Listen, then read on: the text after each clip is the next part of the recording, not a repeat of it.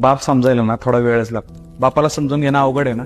जो बाप आपल्याला तरुणपणे सांगतो बाई हे करू नको ते करू नको शिस्तीत राहा अभ्यासावर फोकस कर, तेव्हा आपल्याला बाप दुश्मन वाटतो.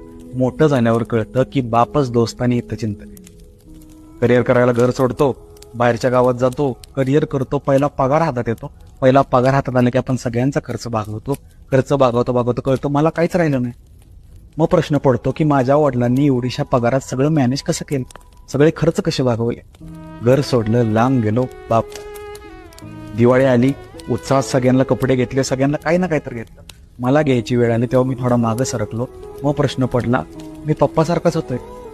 पप्पाने तरी कधी कुठं काय स्वतःला घेतलं. घर सोडलं की बाप कळतो. लहानपणी वाटायचं की पप्पा शांत शांत का असतो, पप्पा हसत का नाही, दुकानातून आला जॉबवरून आला की पप्पा शांत का बसतो. मोठं झाल्यावर त्या प्रश्नांची उत्तरं मिळतात.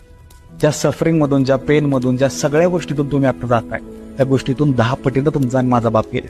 पण तो कधी व्यक्त झाला नाही, तो फक्त हसत राहिला आणि चालायचंच म्हणतो.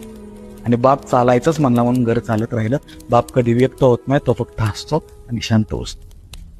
मोठं व्हावं तसं बाप समजतो. आज दिवस खास आहे पण बापाचा कुठला असा खास दिवस नसतो. बाप आहे म्हणून प्रत्येक दिवस खास असतो. Happy father's day. आणि भावा, आज जर बापाला मिठी मारू शकला तर खूप भारी.